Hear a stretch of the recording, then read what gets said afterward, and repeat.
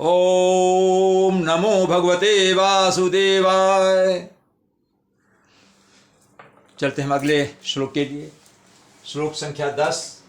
अपर्याप्तम तदस्माकं बलम भीष्माभिरक्षितम पर्याप्तम त्विदमेतेषां बलम भीमाभिरक्षितम। इस श्लोक का अर्थ समझ लेंगे।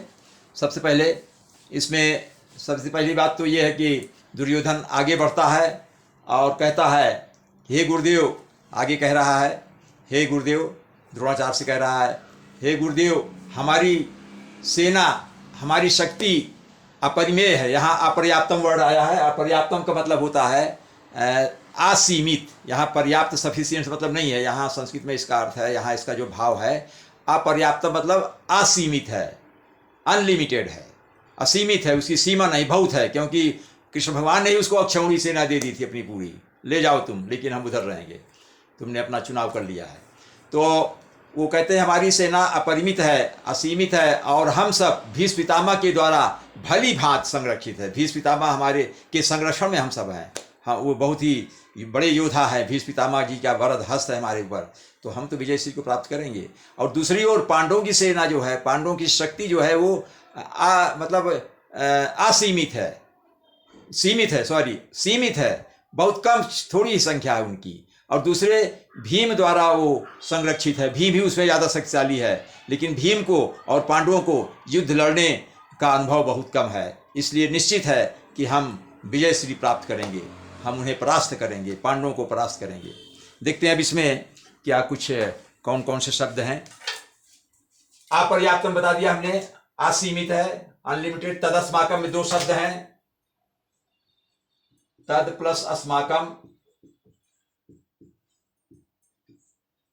मतलब तद मतलब जबकि, अस्माकम मतलब हमारी, बलम माने सेना या शक्ति, भीष्माभिरक्षितम, इसमें 2 शब्द हैं, भीष्म प्लस अभिरक्षितम। अभिरक्षितम भीम के द्वारा अभिरक्षित, संरक्षित, मतलब हम लोग भीष्म द्वारा अभिरक्षित, भीष्म पितामह के द्वारा हम लोग संरक्षित हैं, भीष्म पितामह के संरक्षण में हैं। पर्याप्त मतलब यहाँ सीमित, इसका उल्टा ये सीमित हो गया। सीमित है, ये थोड़ा कठिन शब्द है। त्विदमेतेषां में 3 शब्द हैं, तू प्लस इदम प्लस एतेषां। तू मतलब निश्चित रूप से, इदम यह, एतेषां इनकी, इनकी मतलब पांडवों की, यह पांडवों की सेना मतलब, लेकिन निश्चित रूप से इन पांडवों की यह सेना, बलम, यह सेना, यह शक्ति, या इन पांडवों की शक्ति, भीमाभिरक्षितम, एकदम सेम है। इसमें भीष्म है, यहां भीम है, बस इतने फर्क है। भीम प्लस अभिरक्षितम, भीम के द्वारा अभिरक्षित है, यानी, लेकिन इनकी सेना जो है, इनकी शक्ति जो है, इनकी सैन्य शक्ति जो है सीमित है, जो कि भीम के द्वारा संरक्षित है। तो उनकी तुलना में हमारी सेना बहुत अधिक है। ये इसका भावार्थ और अर्थ संविच्छेद हुआ। अब आगे दूसरा श्लोक। अयनेषु च सर्वेषु यथा भागम अवस्थिताः भीष्ममेवाभिरक्षन्तु भवन्तः सर्व एव हि।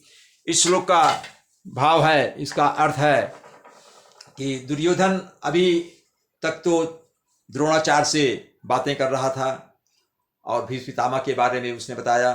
तो द्रोणाचार्य बहुत ही कूटनीतिक था। उसने सोचा कि मैं अगर द्रोणाचार्य और भीष्म पितामह का यही बखान करूंगा तो हमारे जो सैनिक बल है वो क्या सोचेंगे, वो सोचेंगे हम क्यों यहाँ खड़े हैं, हाँ हम कुछ नहीं करेंगे, यही 2 हैं, हमारा क्या योगदान होगा। इसलिए उन्होंने, दुर्योधन ने क्या किया, सैनिकों का मनोबल बढ़ाने के लिए सैनिकों से कहता है कि हे सैनिकों, आप लोग सेना व्यूह में, ये जो सेना के सैन्य व्यूह बना हुआ है उसमें अपने अपने मोर्चे पर खड़े रहिए, एकदम सतर्क रहिए।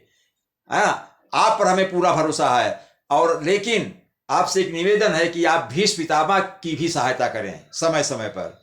तो इसका मतलब क्या हुआ कि उन्होंने कहा कि देखिए भीष्म पितामह वृद्ध हो गए हैं, और उनमें हो सकता है कुछ शक्ति का अभाव हो गया हो, हैं तो बहुत ही शक्तिशाली, कूटनीति बहुत ही अच्छे योद्धा हैं, लेकिन उनमें चूंकि वृद्धावस्था के होने पर थोड़ा सा शक्ति की कमी हो गई होगी। तो आप अपने मोर्चे पर खड़े रहिए, वे भी लड़ाई लड़ेंगे। हो सकता है कभी कभी पांडवों की सेना ने उनको घेर लिया और वे कमजोर पड़ने लगे तो आप उनकी मदद करेंगे। ये कह करके उसने सैन्य बल को बढ़ावा दे दिया, उनके मन को बढ़ा दिया कि आप सक्षम हैं भीष्म पितामह जैसे योद्धा की भी रक्षा करने में, ऐसा कहकर उसने कर दिया।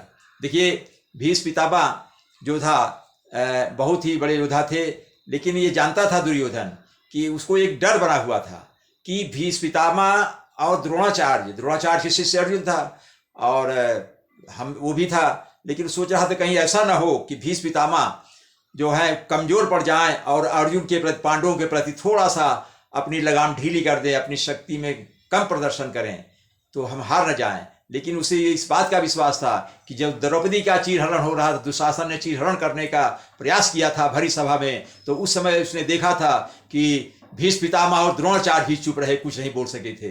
तो ये चाहता है कि वो वही चीज बनाए रखें कि उनका स्नेह भाव पांडवों के प्रति ना होने पाए, ऐसा वो सोच रहा है। और सोच रहा नहीं होगा, जब इतनी बड़ी बेइज्जती हुई भरी सभा में द्रौपदी की, तो पुकार रही थी एकदम दीनहीन अवस्था में, भीष्म पितामह से भी हाथ जोड़ अनुनय विनय कर रही थी, द्रोणाचार्य से कर रही थी, कृपाचार्य से कर रही, सब से कर रही थी, लेकिन किसी ने मुंह तक नहीं खोला और सब स्तब्ध, सब चुप रहे, शांत रहे। तो सोच रहा कि कहीं भीष्म पितामह कमजोर न पड़ जाए लड़ाई के मैदान में, इसलिए उसने ऐसा कहा।